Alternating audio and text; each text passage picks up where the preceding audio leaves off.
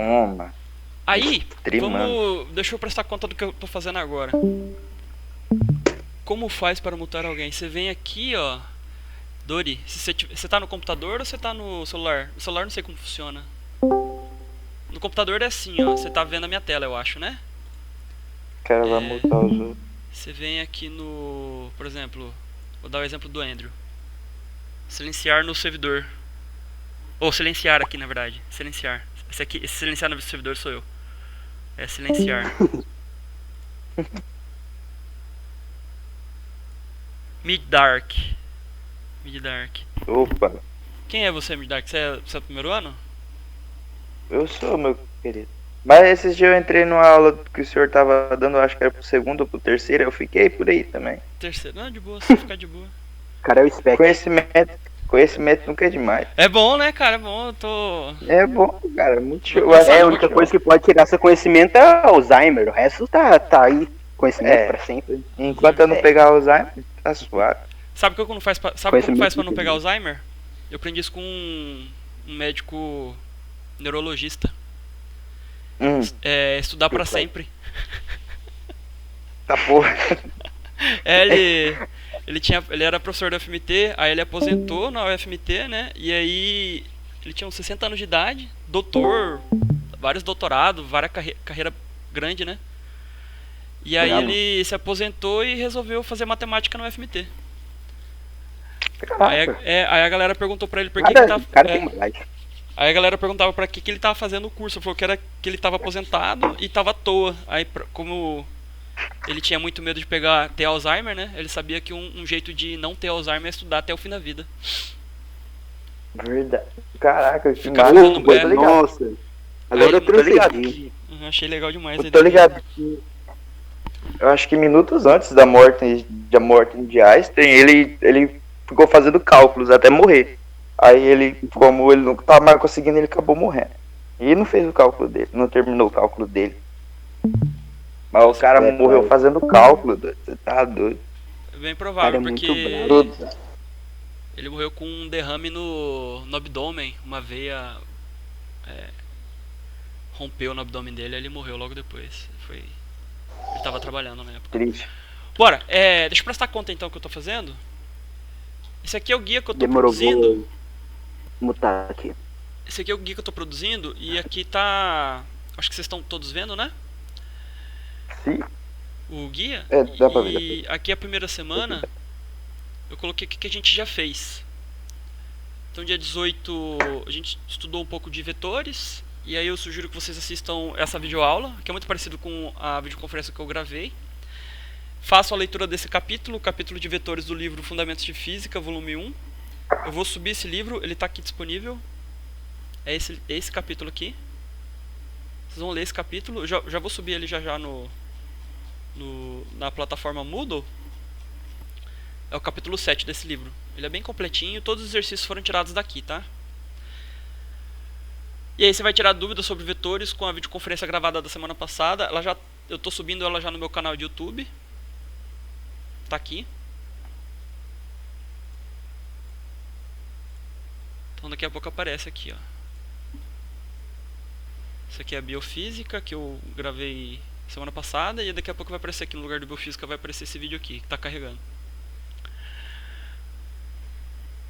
Bom, o que é? Na verdade, assim, boa parte disso aqui é mais sugestão do que você deve fazer. O que é obrigatório mesmo você fazer, se você me entregar bem feitinho e tirar dúvida comigo, é a lista 1 e a lista 2. Ainda não coloquei a lista 2 aqui desse lado, mas a lista 1 é essa lista aqui, ó. Que ela já está disponível também na plataforma Moodle. E aí são 4 exercícios e 2 desses 4 exercícios tem 4 itens. Então vai demandar uma certa hora para você, pelo menos uma hora no mínimo para você resolver essa lista aqui. E depois era para ter tido dia 21 de agosto uma videoconferência, mas faltou internet na cidade de Mutum. Eu estou morando em Nova Mutum nesses tempos. E parece que alguns colegas também não tiveram internet de fibra em Lucas do Rio Verde, né? Não sei, eu vi alguns comentários sobre isso. E aí essa videoconferência que estava marcada para dia 21, sexta-feira passada, foi passada para hoje. E essa videoconferência que estava marcada para hoje, eu vou remarcar ela para amanhã. tá? Então aqui tá dia 24, mas aí eu vou combinar com vocês depois no Discord pra gente fazer dia 25, no mesmo horário. E aí amanhã a gente vai estudar movimento retilíneo uniforme, que é um dos capítulos também desse livro aqui. Professor, Oi, tá me escutando? fala, Fabiana. Amanhã a gente vai ter webconferência de educação física às 2 horas, então eu não sei se vai dar tempo. Não, eu vou até... Desculpa, eu vou escolher um horário bom pra todo mundo, não vai coincidir com outro professor não, tá? E se tiver já 2 videoconferências pra amanhã, eu vou ter que marcar pra outro dia. Entendeu? Tá bom, obrigada. E outra coisa, eu queria saber até quando a gente pode entregar a lista de exercícios a primeira. Vou falar isso e vou colocar essa informação. A data da entrega da lista 1 e lista 2 é dia 31 de agosto. Tá bom, obrigada. Tá?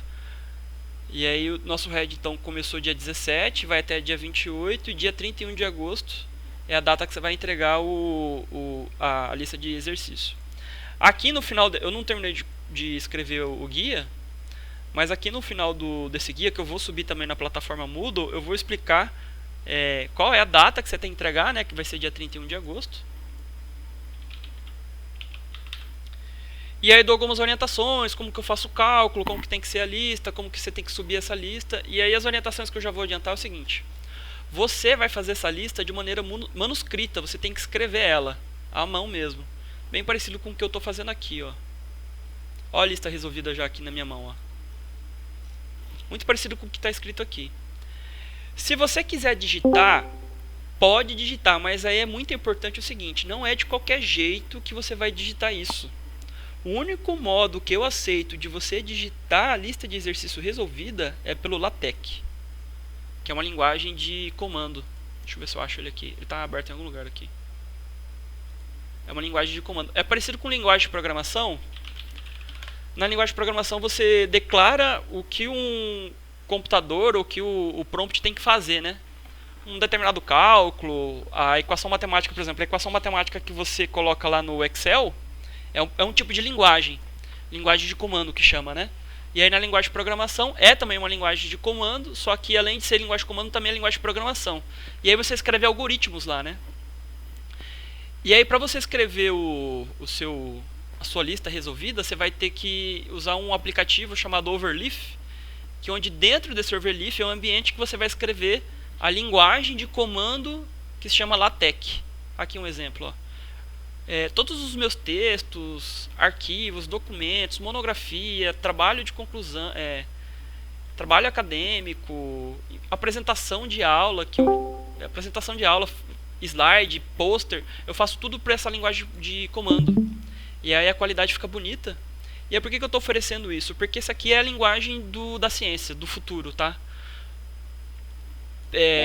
A física e a matemática já usam muito esse tipo de linguagem de comando.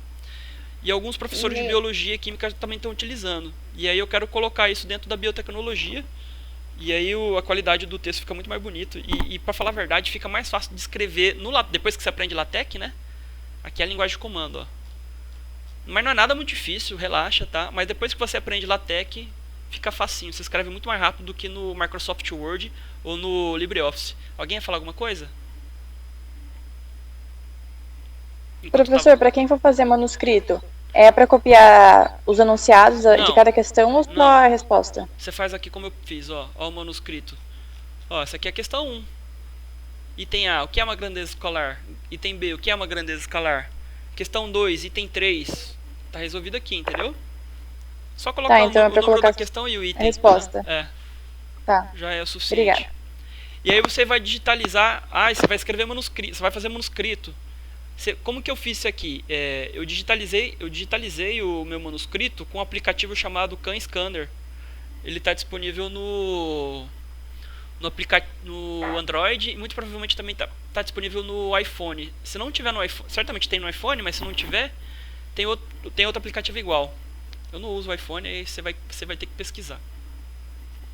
Belezinha? De informação burocrática, acho que era só isso mesmo. Deixa eu pensar o que tem mais. Deixa eu apresentar a plataforma Moodle para vocês. Eu já atualizei alguma coisa na plataforma Moodle. Isso aqui é de biofísica. Tá aqui, ela tá bem simples por enquanto, mas ela até hoje vai ficar mais completa.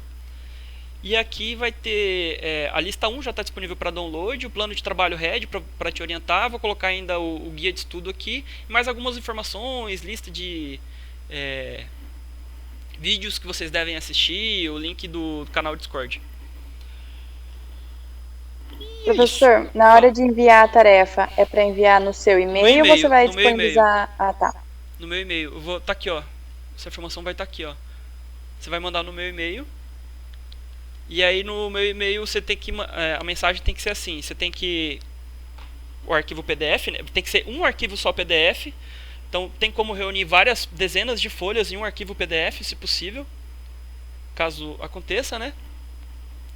E aí você vai nomear esse arquivo PDF com o seu nome, sua turma e que arquivo PDF é aquele. Tipo, se for lista 1, vai ser lista 1, você vai escrever, né, no título. Então vai ser lista 1, seu nome e a turma, beleza? Mas vai ter todos os detalhes lá. E aí o que eu guardei pra hoje? Hoje eu guardei coisa simples. Vai ser bem breve. Eu tô gravando e eu vou subir isso aqui no YouTube logo depois. Hoje eu tô animado pra trabalhar.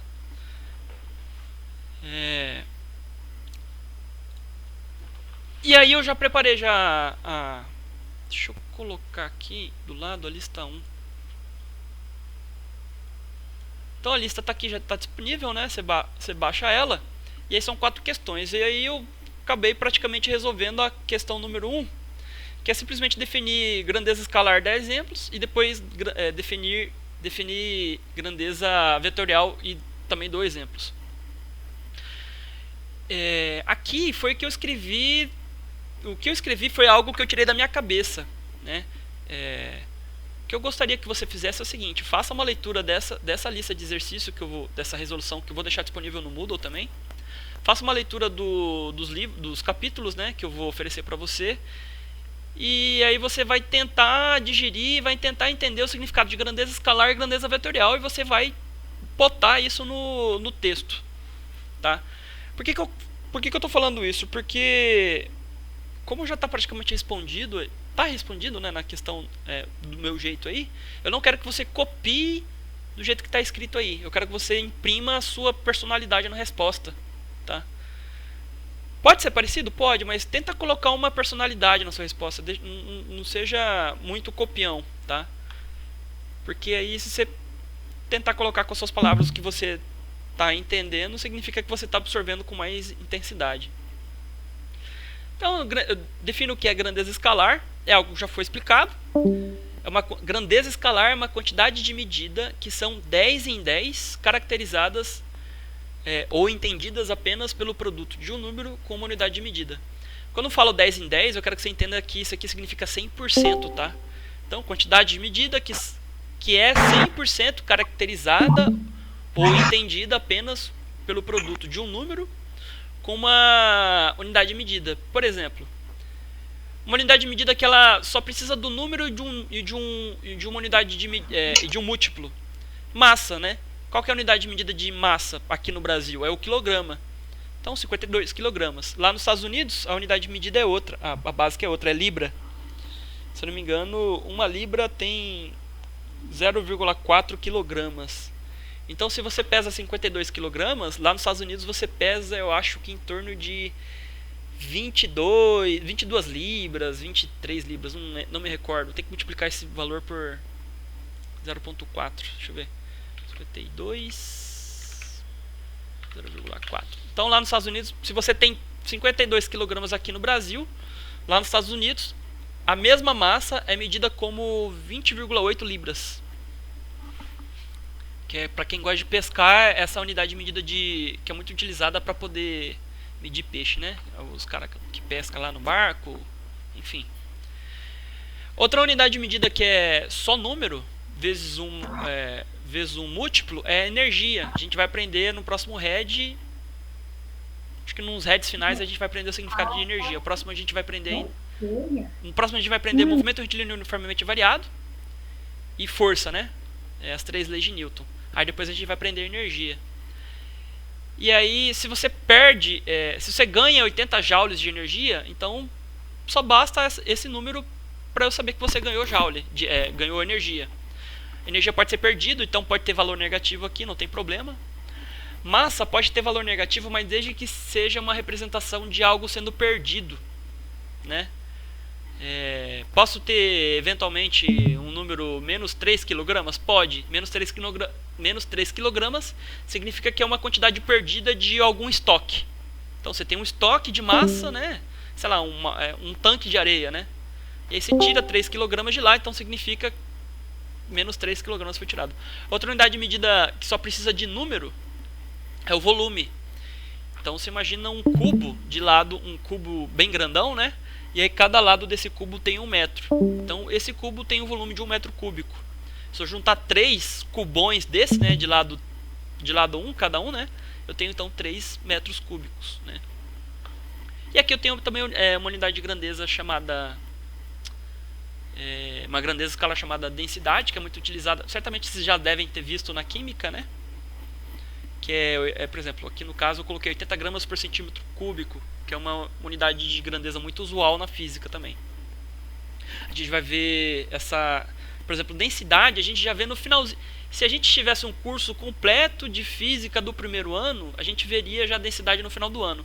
Mas como o nosso primeiro ano é muito curto em física, né? A gente não vai ver. As outras escolas vêm, mas a gente não vai ver. E aí ano que vem a gente vai ver a densidade, mas dentro do contexto do segundo ano, que é uma carga horária normal. E aí a gente vê então grandeza vetorial. É um tipo de medida, só que essa medida ela é carregada, tá? Eu preciso, além de eu saber da quantidade dessa medida, eu preciso saber para onde essa medida está indo. Então existem medidas que elas precisam ser, que elas só são 100% entendidas ou caracterizadas, né? Se elas tiverem, além da sua quantidade, ela também tiver uma representação de direção e uma representação de sentido. E aí quem representa essa quantidade, quem representa esse sentido e quem representa essa direção? Primeiro, a grandeza vetorial é representada literalmente por um objeto matemático chamado vetor. E aí o vetor ele tem uma direção, ele tem um sentido e ele tem um módulo. Quem dá a direção do vetor é uma reta aonde esse vetor está deitado. Então você imagina uma reta infinita, né? E aí sobre essa reta tem um vetor que está deitado sobre ela, está 100% contido nessa reta. Vocês vão aprender bastante sobre isso de segmento de reta, com mais detalhes no terceiro ano do ensino médio. Então quem dá a direção do vetor? A reta onde o vetor está deitado. Quem dá o sentido do vetor? A seta, né? Se a seta está apontada para cá, significa que essa quantidade está seguindo esse sentido para cá, ó, na diagonal para cima, né? Se a seta, em vez de tivesse aqui no outro canto, significa que a nossa quantidade estaria seguindo na diagonal para a esquerda. Diagonal para a esquerda. E aí quem dá o tamanho, quem dá o módulo do vetor é o tamanho do vetor. E aí esse tamanho representa a quantidade que está sendo medida. Por exemplo, qual é a distância percorrida? Né? Distância percorrida pode ser representada por um vetor. Qual é a posição de um objeto em relação a alguma origem? Pode ser representada por um vetor. Qual é a velocidade? Também pode ser representada por um vetor. Por exemplo, quanto maior o vetor, maior a distância entre dois pontos. Quanto maior o vetor, maior a distância percorrida. Quanto maior o vetor, maior força aplicada. Quanto maior o vetor, maior a velocidade. E o inverso também é verdadeiro, né? Quanto menor o vetor, menor, se esse vetor representar força, menor vai ser a força. E assim vai. Então eu dou alguns exemplos, né? Posição em relação a algum ponto. Velocidade, aceleração, força, campo elétrico, campo magnético, etc. E aí na questão 2, o que eu quero que você faça? Que você tem 4 itens, 4 cômputos, cálculos que você tem que proceder. E aí para cada um desses cálculos você tem que fazer uma grade. E aí nessa grade tem que ter quadradinhos de 1 centímetro. Aqui eu propus que você fizesse uma grade com 16 quadradinhos. Só que aí depois eu percebi que essa grade com 16 quadradinhos não é aplicada para cada uma dessas operações. Por exemplo, essa aqui é uma grade de 16 quadradinhos, ó, que eu estou delimitando com o meu mouse, tá vendo? 1, 2, 3, 4, 1, 2, 3, 4. 4 vezes 4, 16. Então aqui dentro aqui tem 16. Só que aí eu fui fazer a operação do item 3 e eu percebi que essa operação não cabe dentro de um quadradinho, dentro de uma grade de 16 quadradinhos. Então eu tive que acrescentar mais 8 quadradinhos para a direita aqui, ó. Então se você puder acrescentar, né? E aí como funciona então essa operação pedida aqui no vetor, aqui no 3? Funciona assim, ó. Eu pedi também para calcular o módulo. Não calculei o módulo aqui, mas depois eu explico como a gente faz. Aqui na questão de baixo fica mais fácil de entender como que a gente calcula módulo. Então, ó, eu não calculei o módulo, mas eu consegui indicar o tamanho do vetor 2A mais B mais C. Então, ó, 2A mais B mais C. O que eu fiz então? O vetor A, ele tem 2 quadradinhos de diagonal. Então, se eu multiplicar ele por 2, o tamanho dele vai duplicar. E aí, em vez de ter 2 quadradinhos da diagonal, agora ele vai ter 4 quadradinhos da diagonal, ó, tá vendo? Como é 2A mais B, o 2A vai entrar na bundinha do B. Ó, ele entrando na bundinha do B. Aí eu coloco a seta de A entrando na bundinha do B. Ó. A seta do A, 2A entrando na bundinha do B. Então, se isso aqui representar uma trajetória, né? É como a partícula tivesse saído daqui, vindo até aqui em cima, depois descido.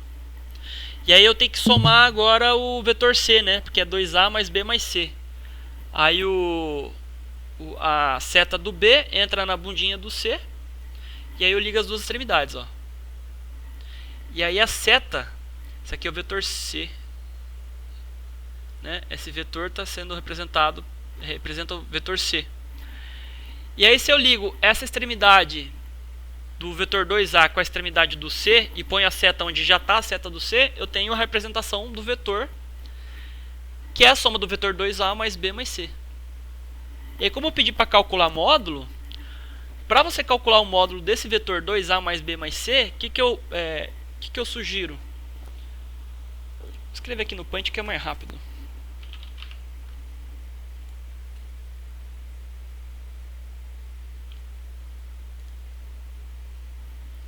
Então o que eu sugiro que você faça?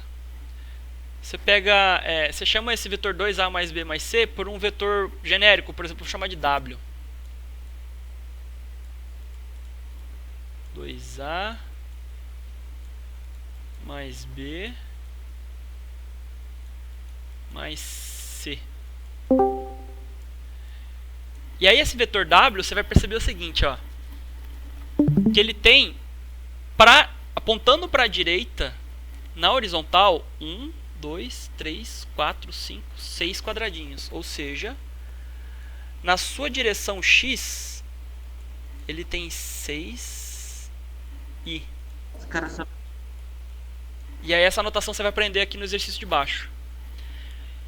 E aí e aí na vertical, apontando para cima, ele tem 2 J. Então essa aqui é a componente horizontal, essa aqui é a componente vertical. E aí como que você vai calcular o módulo do vetor W? Você vai usar o teorema de Pitágoras. Teorema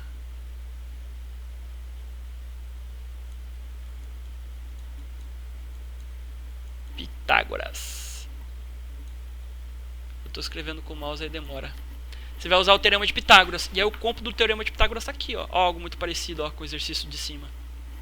Já vamos pular então para o exercício 3. No exercício 3 é muito parecido também. Você vai fazer algo igual aqui.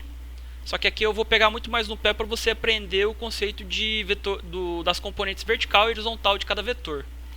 Então, ó, se o vetor B ele só tem, ele está todo ele na horizontal, então, e ele tem 2 quadradinhos, e cada quadradinho na horizontal representa I, então ele significa que B vale igual 2I, né? Se o vetor A está apontando só para cima e são 3 quadradinhos, então ele tem A igual 3J. Se o D está apontando para baixo 2 quadradinhos, então é D igual a menos 2J. Se o C está apontando para a esquerda 2 quadradinhos, então C é igual a menos 2I, né? E aí, digamos que eu vou fazer a operação item 2 aqui, ó. Igual então a subtração de A menos 3C igual a S. Então o que eu faço? Quanto que vale A? 3J, porque é 3 quadradinhos apontando para cima, né? Quanto que vale... Item 2 aqui no caso, né? Quanto que vale menos 3C? Bom, menos 3C é o seguinte. Eu pego o vetor 3, que vale menos 2i, e multiplico por menos 3 para poder ter menos 3c. Entendeu? Então, se c vale menos 2i, menos 3c é igual a menos 3 vezes 2 menos i. E aí, negativo com negativo dá positivo. 3 vezes 2 é 6 e fica 6i. Aí a operação A menos 3c é a mesma coisa que A mais menos 3c. Né? E aí, geralmente, a componente horizontal fica na frente e a componente vertical fica atrás, fica mais para a direita. Né? Então, quanto que vale vetor A? 3J. Quanto que vale menos 3C? 6I. Então, 6I aqui e 3J aqui. Não importa a ordem das parcelas. Né? Do mesmo jeito que não importa a ordem do produto, né? Também não importa a ordem das parcelas.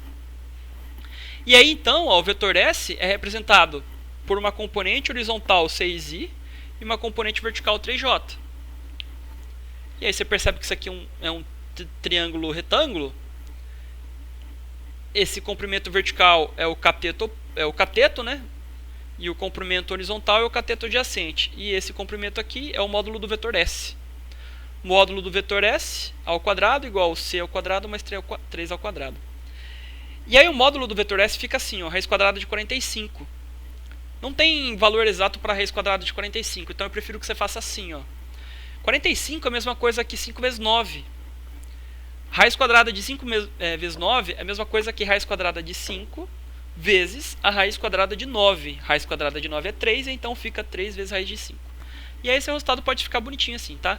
Você pode substituir o valor aproximado da raiz de 5? Pode, mas se você fizer isso, você tem que colocar um sinal de aproximado aqui, tá?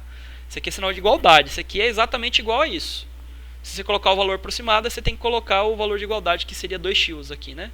Vou colocar 2x. Acho que eu coloquei isso aqui em alguma... Aqui, ó. Então, ó. Aqui nesse exemplo de baixo, né? A componente x vale 100 vezes a raiz de 3 metros por segundo, que é aproximadamente igual a 173,21 metros por segundo. Beleza? Esse exercício 4... uma lancha se desloca numa direção que faz um ângulo de 60 graus com a direção leste-oeste, com velocidade de 50 metros por segundo, conforme a figura 3. A figura 3 aqui está bem pequenininha para caber tudo dentro de duas páginas. Como se eu aumentasse ela um pouquinho mais, isso aqui, a imagem caía para outra página, aí ficava feio. Então por isso que eu fiz bem pequenininho assim. Conforme a figura 3, calcule a componente da velocidade da lancha nas direções y e na direção x, né? Então, aqui está a origem e a lancha, e aqui é o norte, sul, leste, oeste. E a lancha parte nessa direção para cá. Beleza. Eu não resolvi essa questão, mas eu resolvi uma questão muito parecida. Que é essa daqui, ó. Essa questão está no livro. Eu não vou lembrar qual página que tá. Depois você acha aí. Aqui, ó, essa questão, ó. Um avião sobe com velocidade de 200 metros por segundo. Um avião sobe com velocidade v igual a 200 metros por segundo, com 30 graus de inclinação ao horizonte em relação ao eixo x. Então, isso aqui é o horizonte, né? O avião então está decolando. Né? E aí ele decola com sua velocidade inicial de 30 graus inclinado em relação ao eixo x. Tal como esboçado aqui, aqui nessa imagem. E aí ele pede para você calcular a componente vertical da velocidade v e a componente horizontal da velocidade v. E aí, essa velocidade V, ela pode ser representada como V igual a Vx, vetor Vx, né, mais vetor Vy. Só que para saber o tamanho do vetor Vy, eu tenho que considerar o seguinte, ó. Isso aqui é um triângulo retângulo. Esse comprimento aqui é exatamente o tamanho do mesmo comprimento do vetor Vx. E esse comprimento aqui é exatamente o mesmo tamanho do comprimento do vetor Vy. Cateto adjacente sobre hipotenusa é igual ao cosseno desse ângulo 30, né? E cateto oposto sobre a hipotenusa é igual ao seno de 30. Essa informação, cateto adjacente sobre hipotenusa ser cosseno e cateto oposto sobre hipotenusa ser seno, infelizmente não tem como você fugir, a não ser você consultar isso no livro. Tá? Ah, professor, como que eu calculo o seno de um ângulo? Infelizmente você vai ter que ir lá no livro de matemática consultar isso. Quanto que é cosseno, gente? Consulte, não confia na memória, tá? Eu só sei disso porque eu vivo disso, tá? Eu só sei que cateto adjacente sobre hipotenusa é cosseno de ângulo porque eu vivo disso, tá? Não vou exigir que você saiba disso logo de cabeça, mas vou exigir que se você for pedido para fazer esse tipo de conta, você saiba que lá no livro de matemática, nos capítulos de trigonometria, você vai encontrar como calcular cosseno, como calcular seno. E é isso. Tá, V tá dividindo, passo para o outro lado multiplicando. Faltou um V aqui, né? Faltou um V aqui, mas não tem problema, depois eu corrijo isso. E aí, ó, cosseno de 30 vale raiz de 3 sobre 2 e seno de 30 vale meio. 20 vezes raiz de 3 dividido por 2 é igual a 100 vezes raiz de 3. Eu posso aproximar para 173,21 metros por segundo. E seno de 30 vezes V é a mesma coisa que 200 vezes meio. 200 vezes meio é a mesma coisa que 100. Então essa velocidade V aqui, ó, ela pode ser representada como a soma de dois vetores. O vetor na direção horizontal, cujo tamanho dele vale 100 raiz de 3 metros por segundo, e o vetor na vertical, cujo tamanho dele vale 100 metros por segundo. É assim que a gente resolve. E aí esse algoritmo aqui, ó, desse exercício é o mesmo algoritmo do exercício 4. Quando eu falo algoritmo, são os mesmos passos, tá? Você vai fazer esse passo, fazer esse passo, fazer esse... Só que aqui, ó, no lugar do 30 é 60, né? E no lugar do 200 é 50. E aí são exercícios bem facinhos de serem resolvidos. E aí você percebe que a gente não aplicou aqui lei dos cossenos. A lei dos cossenos eu vou deixar pra gente aplicar na próxima lista. Então já tá na hora de sair a lista 2, né? Espero fazer essa madrugada. Gente, quem tiver alguma dúvida pode me perguntar. Overleaf, LaTeX. E aí quem quiser aprender LaTeX, eu estou aqui disponível, vou ensinando. E aí se você quiser escrever a sua lista no LaTeX, para facilitar, eu vou fazer o seguinte. Eu já vou deixar disponível um ambiente para você só escrever. Tá? O que significa isso? Você simplesmente vai abrir o ambiente do LaTeX. E aí vai estar vazio aqui, ó.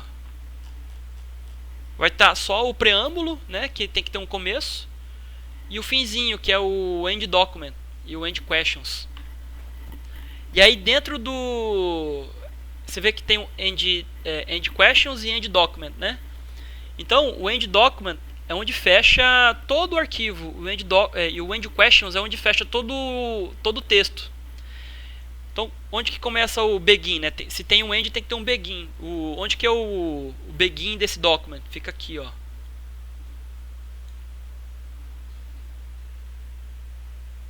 Ó o begin do document.